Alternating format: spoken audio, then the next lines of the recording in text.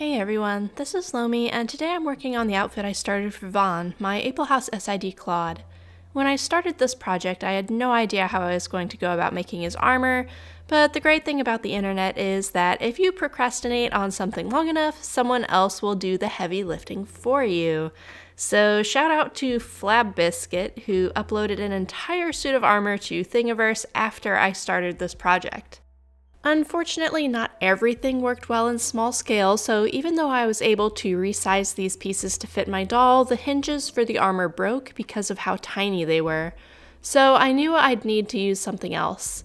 Ultimately, I decided to use some little scraps of leather as the hinges and sewed them into the holes where the hinges would normally be attached using some upholstery thread. This was a pretty simple process, it just took a lot of time. I used a hole punch on the leather to make it easier to get the thread through and then just tied the string on the inside.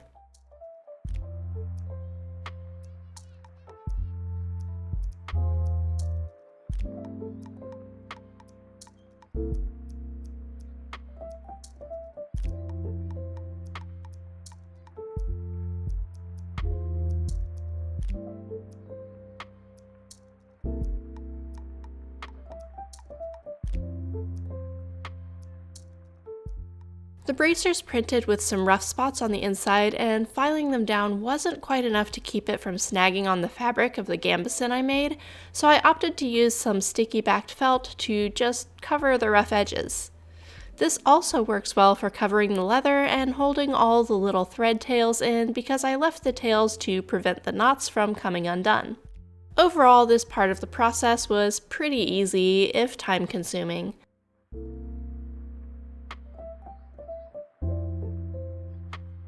There was no good way to sew the straps and buckles for closing the armor onto the plates, and the PLA is too thin to use the studs I got for it, so I ended up just using super glue to attach the leather straps to the outside.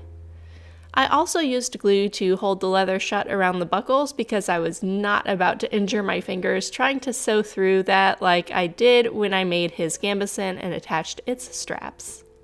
I'm sure this glue won't hold forever, but the armor is so thin that I anticipate I'll probably replace it now and then through the years. I may eventually create some with a stronger thermoplastic like wearable, but PLA is so inexpensive that it's really cost-effective to just reprint it whenever necessary. The material is also biodegradable, and recent studies have shown it can be composted effectively even at home in a span of about 6 months. So it'll be relatively guilt-free to replace these parts every few years and just move the leather bits between them. It's also nice that the PLA comes like this, satin silver straight off the printer, so there's no finishing work or painting to be done. It saves a lot of time. Since the greaves are going on over his boots and his pants are leather, they don't need any kind of padding.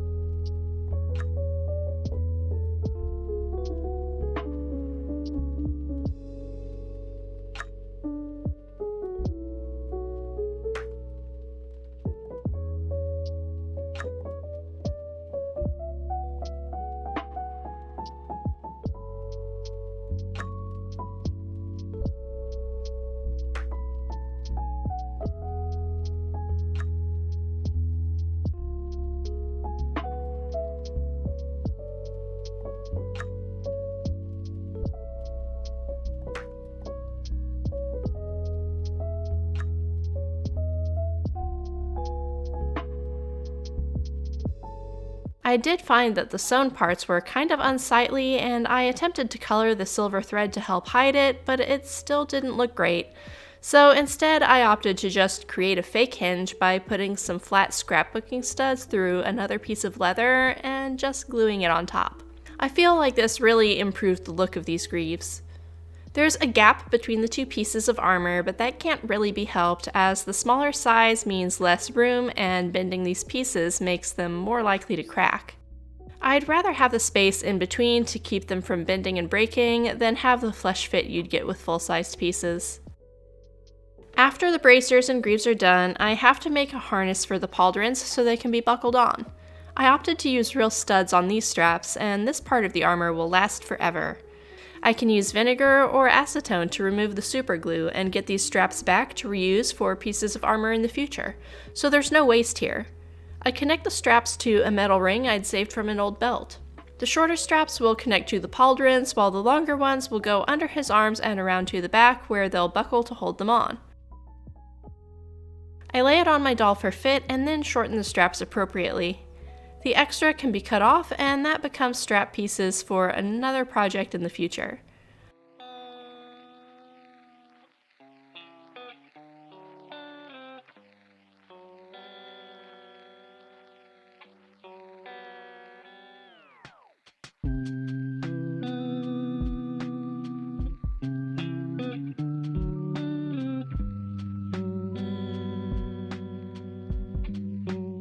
While I was at it, I also made him a belt because he'll need that to wear his sword at his side.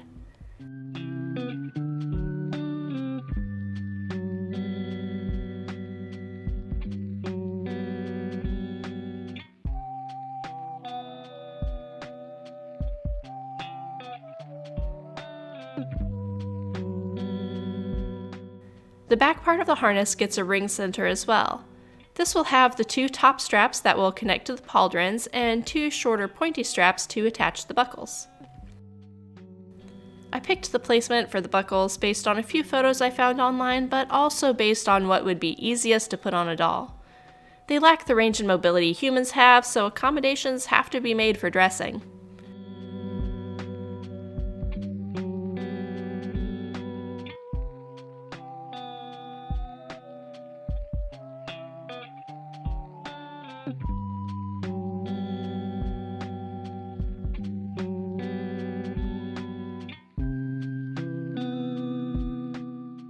Once the harness front and back pieces are made, I put everything together on the doll so I can see where stuff needs to be glued together. Then I promptly glue myself to the armor for about the 4th time, while I consider what to do about the chainmail. I've been working on his chainmail for months, but I did something silly and didn't account for how hard it would be for me to make, considering the issues I have with my joints. So while I'm still working on the chainmail months later, I am months off from being done, and I don't want the doll standing around and feeling unfinished. That was when I remembered the mesh I had gotten to use for Link's chainmail. It's definitely not perfect, but I think it gives a good enough chainmail impression that it will work as a temporary placeholder. So I sew him a quick fake hauberk with elbow-length sleeves just to hold him over for the months it'll take me to finish putting 12,000 rings together to make his real armor. This will ultimately be nice to have because it'll give me a template to use for size as I make his real chainmail.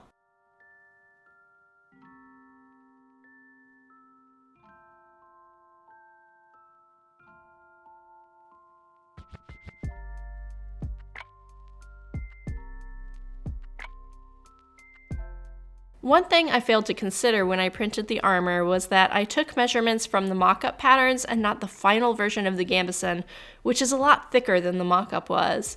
So the bracers I made can't actually buckle because the fabric is so thick.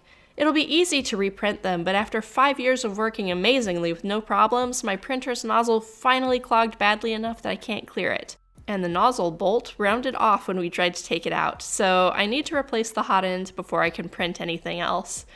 Fortunately, it's a cheap fix.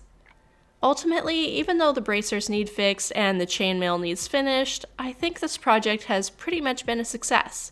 The pauldrons sit lower now than they will over the real chainmail, but I think they still look good. And generally speaking, I was able to accomplish what I set out to do with this outfit.